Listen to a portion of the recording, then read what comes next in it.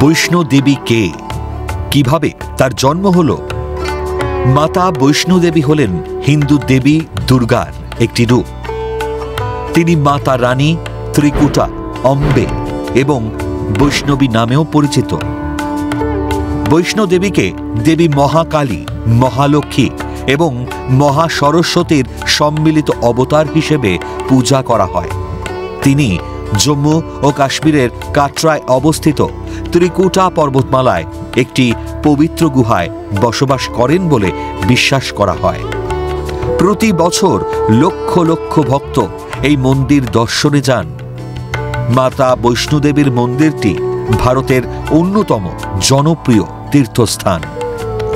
বৈষ্ণো দেবী যাত্রা ভক্তদের জন্য একটি আধ্যাত্মিক অভিজ্ঞতা। বৈষ্ণো দেবীর জন্মের আসল কাহিনী কি? শাস্ত্রে বর্ণিত তথ্যানুসারে বৈষ্ণো দেবী রত্নাকার শায়রের কন্যা ছিলেন এবং তার নাম ছিল ত্রিকুটা।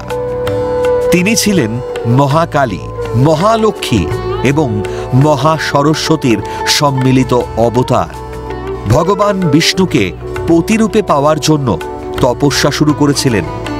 দীর্ঘ তপস্যায় ফল না পাওয়ায় রামচন্দ্রের নির্দেশে তিনি ত্রিকুট পাহাড়ের গুহায় তপস্যা শুরু করেন এবং তার নিরাপত্তার জন্য রাম তাকে একটি সিংহ, হনুমান ও তীর ধনুক দেন। দীর্ঘদিন পর দুর্গারূপে আত্মপ্রকাশ করেন। অন্য একটি প্রচলিত মতানুসারে বৈষ্ণো দেবী ছিলেন একজন সুন্দরী তরুণী। ভৈরবনাথ নামে এক কাপালিক দেবীকে অনুসরণ করছিল এবং তাকে বন্দী করার চেষ্টা করছিল। তান্ত্রিক ভৈরবনাথের কাছ থেকে আত্মরক্ষা করার জন্য ত্রিকুট পাহাড়ে পালিয়ে যান। সেখানে তিনি 9 মাস ধরে একটি গুহায় তপস্যা করেন এবং পরে দুর্গারূপে আবির্ভূত হন। ভৈরবনাথ তাকে অনুসরণ করে সেই গুহায় পৌঁছলে তিনি ভৈরবনাথকে বধ করেন এবং তার আত্মাকে মুক্তি দেন। এরপর থেকে সেই গুহাটি বৈষ্ণো দেবী মন্দিরের প্রধান স্থান হিসেবে পরিচিতি পায়। তখন ভৈরবনাথ তার কাছে ক্ষমা প্রার্থনা করেন এবং দেবী তাকে ক্ষমা করে দেন। তবে ভৈরবনাথের পাপের কারণে তাকে মন্দিরের বাইরে পাহারাদার হতে হবে বলে নির্দেশ দেন। ঋগ্বেদে ত্রিকুটা পাহাড়ের উল্লেখ আছে, যেখানে মন্দিরটি অবস্থিত। মহাভারতে দেবী বৈষ্ণো দেবীর পূজার উল্লেখ আছে।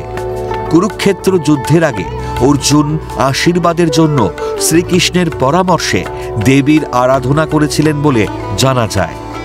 হিন্দু বিশ্বাস অনুসারে বৈষ্ণো দেবী মহাকালী, মহালক্ষ্মী এবং মহাসরস্বতীর সম্মিলিত শক্তি। তিনি এই 3 দেবীর সমন্বিত রূপ হিসেবে পূজিত হন। এখানে মাতা বৈষ্ণো দেবীর মন্দির সম্পর্কিত কিছু অতিরিক্ত তথ্য। বৈষ্ণো দেবী মন্দিরটি জম্মু ও কাশ্মীর রাজ্যের কাটরা শহরে অবস্থিত। এটি সমুদ্রপৃষ্ঠ থেকে প্রায় 5200 ফুট উঁচুতে অবস্থিত।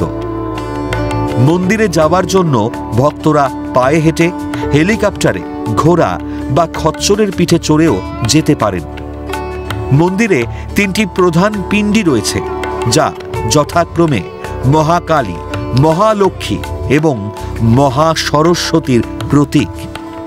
নবরাত্রি এবং দীপাবলি হল বৈষ্ণো দেবী মন্দিরের প্রধান উৎসব।